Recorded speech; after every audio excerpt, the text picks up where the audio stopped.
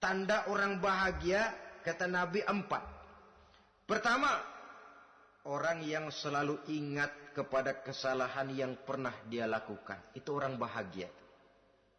Selalu ingat kepada kesalahan yang pernah dilakukannya. Sehingga pada saat akan melakukan kesalahan yang baru, dia mikir-mikir. Dosa gue yang kemarin udah 3 keranjang, nih nambah lagi. Ingatannya terhadap kesalahan yang lalu akan merupakan langkah preventif yang mencegah dirinya untuk tidak menambah kesalahannya. Orang bahagia, orang yang selalu ingat kesalahan yang pernah dia lakukan, terbayang di pelupuk mata, bukan ngumpet-ngumpetin dosa. Sebab apa yang mau kita umpetin di hadapan Allah? Yang kedua, tanda orang bahagia itu orang yang selalu melupakan kebaikannya. Kalau dia berbuat baik, dia lupakan. Dia anggap dirinya belum pernah berbuat baik. Sehingga di mana ada kebaikan, dia tidak bisa ikut. Dia merasa sangat rugi. Sebab dia anggap dirinya belum pernah berbuat baik. Yang ketiga, tanda orang bahagia. Dalam urusan dunia, dia lihat ke bawah. Sehingga timbul rasa syukurnya. Bahwa kalau dia sengsara masih banyak yang lebih sengsara dari dia. Bahwa kalau dia miskin masih jauh lebih banyak yang miskin dari dia. Bahwa kalau dia menemui kesulitan masih banyak yang jauh lebih sulit dari dia. Dengan cara itu jiwanya akan lapang, hidupnya akan tenang, dan dia tidak pernah ingkar kepada nikmat yang diberikan Allah. Sebaliknya yang keempat, tanda orang bahagia itu dalam urusan akhirat dia lihat ke atas. Dunia, lihat yang bawah. Akhirat, lihat yang atas. Kalau dia bisa sholat, kenapa saya tidak? Kalau dia sanggup puasa, kenapa saya tidak? Kalau dia bisa baca Quran, kenapa saya tidak? Timbul panas, nyontoh ibadah mendatangkan kebahagiaan. Rakus ibadah malah dianjurkan. Rakus dunia malah tercela. Nah, lawanannya orang celaka, saudara-saudara. Orang celaka juga tandanya 4 lawanan yang tadi itu. Pertama, orang yang selalu melupakan kesalahannya. Kalau berbuat dosa lupa, sok bersih. Alah, dosa gue mah dikit. Saudara hadirin yang saya muliakan, orang yang selalu melupakan kesalahan, menganggap dirinya bersih, akhirnya kalau ingin berbuat dosa nggak dimikir-mikir. Tidak ada lagi yang ditimbang-timbang. Selanjutnya, yang kedua, orang celaka itu orang yang selalu mengingat kebaikannya. Akhirnya apa? Timbul sifat nepuk dada, membanggakan jasa. Lahirlah pahlawan-pahlawan kesiangan. Selalu membanggakan diri, nepuk dada. Kalau enggak saya, kalau enggak saya. Itu masjid, kalau enggak saya. Itu pesantren, kalau enggak saya. Itu umat, kalau enggak saya. Kalau enggak saya. Memangnya kalau enggak sampean kenapa? Orang yang celaka adalah orang yang selalu menghitung-hitung kebaikan yang pernah dikerjakannya. Keikhlasannya kurang, makin dia hitung, makin kurang nilai pahalanya.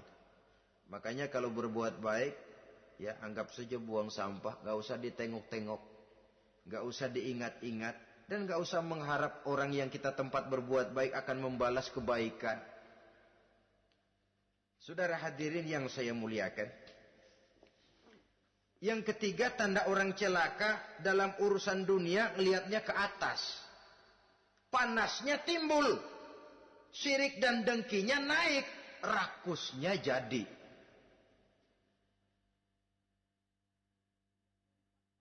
Timbul sifat panasnya itu, tidak mau ngerti. Kalau tetangga saya bisa beli kulkas, kenapa saya tidak? Kalau tetangga saya bisa beli motor, kenapa saya tidak? Kalau tetangga saya bisa beli mobil, kenapa saya tidak? Gaji nggak cukup, tuyul piara.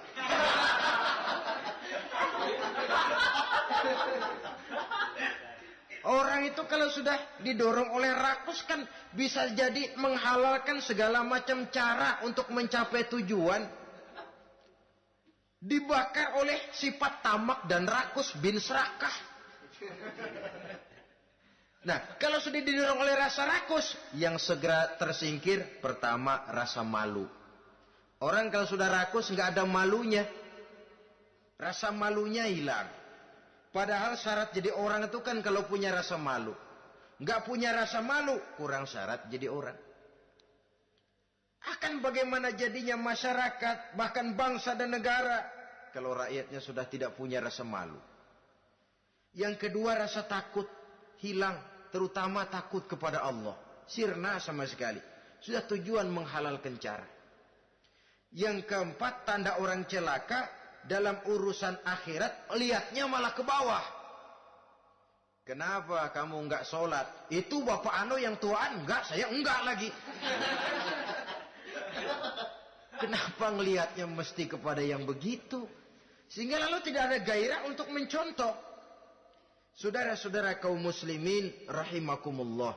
Walaupun serba singkat oleh karena terbatasnya ruang pembicaraan ini, mudah-mudahan bisa memberikan gambaran sepintas tentang ciri-ciri orang yang bertaubat. Dengan harapan, marilah kita menjadi orang yang bertaubat sebenarnya. Dengan ciri menyesal terhadap dosa yang pernah kita lakukan, meninggalkan perbuatan jahat, dan berjanji tidak akan mengulangi lagi perbuatan jahat itu. Kalau dia menyangkut hak-hak manusia, maka hak itu harus kita kembalikan, dan kepada yang bersangkutan kita harus meminta maaf. Apabila ditambah dengan kegiatan lisan, memperbanyak istighfar dalam kesempatan yang mungkin di sepanjang perjalanan hidup ini. Ini sajalah yang kita bicarakan pada pertemuan kali ini. Terima kasih atas segala perhatian. Mohon maaf atas segala kekurangan. Usikum wa nafsi bitaqwallah. Wassalamualaikum warahmatullahi wabarakatuh. Waalaikumsalam warahmatullahi wabarakatuh. Jangan lupa subscribe, like, lonceng, komen.